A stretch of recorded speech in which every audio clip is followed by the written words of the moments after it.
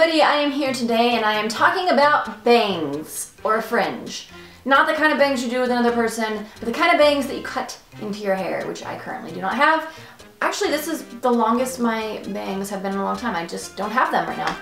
But anyways, I have had pretty much all levels, layers, and lengths of bangs in my life. Mostly Bettie bangs or baby bangs, whatever you want to call them. And there are definitely a lot of pros and cons, and girls are asking me all the time whether or not they should cut bangs. So I'm making a video giving you my opinion, the pros and cons, and hair types that maybe aren't the best for bangs, so you can make your own educated decision. Also, if you want a video on how to cut your own bangs, I have one here.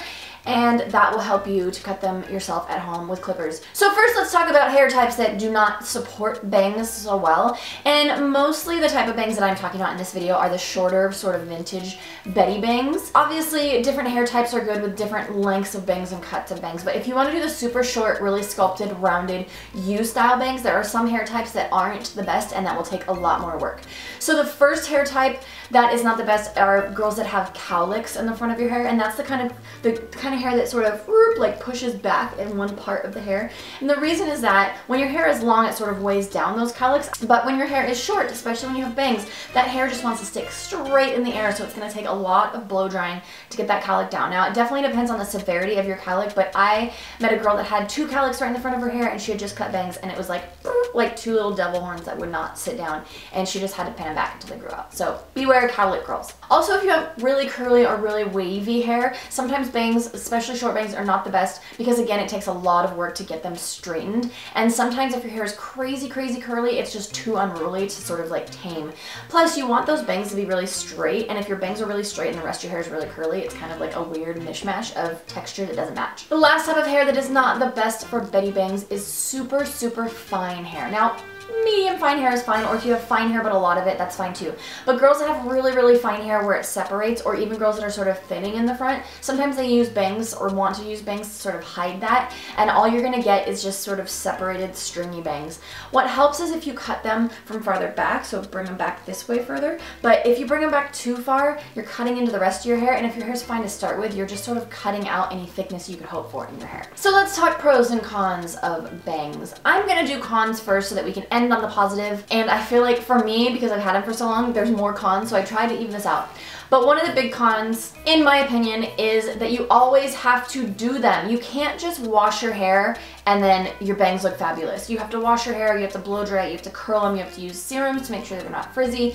They're actually a lot of work, and it's not that much of your hair, so if you are a person that does do your hair all the time, it's actually going to be less work for you. But if you're somebody that wants a low maintenance hairdo, if you're like a ponytail everyday kind of girl, bangs are a lot of work. Along with that is the wind. The wind is not your friend when you have short bangs, or really any bangs at all. The worst is when you have them perfectly sculpted and they look beautiful, and you take your Instagram picture and you want everyone to see how beautiful you look, and you walk out the front door and the wind hits you, and then you look like a 5-year-old with your bangs all in disarray. When I have bangs, I keep a little fine-tooth comb in my purse so that I can constantly smooth them. It's a lot of work. Another thing that's kind of annoying for me when I have bangs, and the reason actually why I don't have them now, I do like how they look on me, but they are very limiting in what you can do with the rest of your hair. So when you don't have bangs, especially with vintage hair, you can do rolls, and you can do like the S-curl, and you can do swoops and waves and all that stuff. When you have bangs, there's about 4 styles that you can do, and I've made tutorials for all of them. Another reason they're high maintenance is because you have to do frequent trims, especially if you have very blunt, very short bangs, because guess what? Your hair grows. Yay! And the healthier that you are, the more vitamins you take, the faster your hair is going to grow. So for me, when I had bangs, I had to trim them once a week to keep them in the right shape. So if you're doing it yourself, it's not that big of a deal because you just go in the bathroom and trim your bangs. But if you have somebody else do it, it can get kind of costly, and it's also annoying to have to make a trip to get your bangs cut once a week or once every other week. Another thing is that if you have oily skin, having bangs is going to give you oily bangs. So you can only use dry shampoo so many times before your bangs just look crazy greasy. And for me, I do have an oily forehead, but I don't have oily hair, so I don't wash my hair very often. But when I have bangs, I actually just wash my bangs more frequently than I wash the rest of my hair, but then that also includes blow drying and curling and doing all that again, so it is more work. And along with oily bangs and an oily forehead comes breakouts. If you do have oily skin or acne prone skin, bangs tend to create pimples on your forehead, especially if you're using a lot of products to keep them smooth, if you have coarse hair or frizzy hair, and then those oily products that are great on your hair are not great on your forehead. The thing that I hate the most about bangs is that I cut them and they look beautiful and I love them for about 2 weeks. And then I decide I want to grow them out. And when you have short U-shaped bangs, there is no cute way to grow them out. You can't side sweep them because you have this awkward spot on the side. You can't pin them back because you pin the front back fine and then these little shorties stick out. It's so awkward growing out really short Bettie bangs. I do also have a video of what to do when you're growing out your bangs. But even still, when they're really short, especially if you have a low forehead and you cut bangs, those little hairs underneath are going to be really short and it's going to be a while before you're going to be able to do anything with them. So now that we've gotten the negatives out of the way, let's talk positives about bangs. So a really good positive about bangs is that your hair always looks vintage. As long as you do your bangs, you can do whatever you want with the rest of your hair and you always look like a sort of cute pinup vintage girl. You can put it in a ponytail, you can put it in a top knot, you can do whatever you want modern style and it still looks vintage because the bangs are making it look that way. So it's a little bit less maintenance if you are a do your hair every day kind of girl. Ponytail is always cute. If you're a ponytail kind of girl, you do your bangs and then you put your hair in a ponytail every day and you don't look like the ponytail girl anymore. You look like a cute vintage girl. Bangs in any way, shape, or form are good for girls with high foreheads. I do have a high forehead, so bangs tend to look more flattering on me. Obviously, the higher your forehead is, the longer you want your bangs to be. If you do a high forehead with really short bangs, it's just gonna make your high forehead look even higher.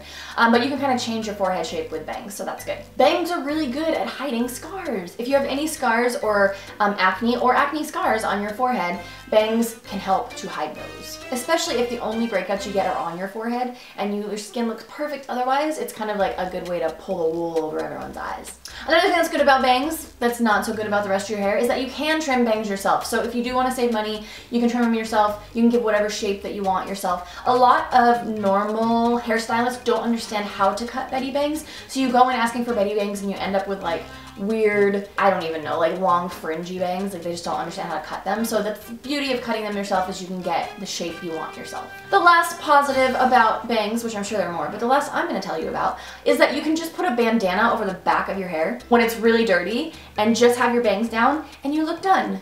And you don't really have to do anything. So it's a good way to hide dirty hair. You might actually have to wash your bangs, but you don't have to wash the rest of your hair. Or you can just slick it back into a top knot, call it a day. So there are definitely pluses and minuses of having bangs and not having bangs. Hopefully this helped you in making your decision on cutting them. One thing to remember is that once you cut them, there's no going back. So you definitely have to make the commitment to do it. But guess what? It's only hair and it grows and it's really not that big of a deal. First world problems, guys. First world problems. So hopefully this was helpful to you guys. If you have any other pluses or minuses of your bang, of your fringe history, please share them in the comments below so you guys can all sort of share in your, or commiserate in your experiences. So anyways, thank you guys for watching and I will see you on the next one. Hey guys, thanks for watching my video and be sure to check out these latest videos that I have posted. And also be sure to click the subscribe button and turn your notifications on so you can see the new shenanigans coming your way.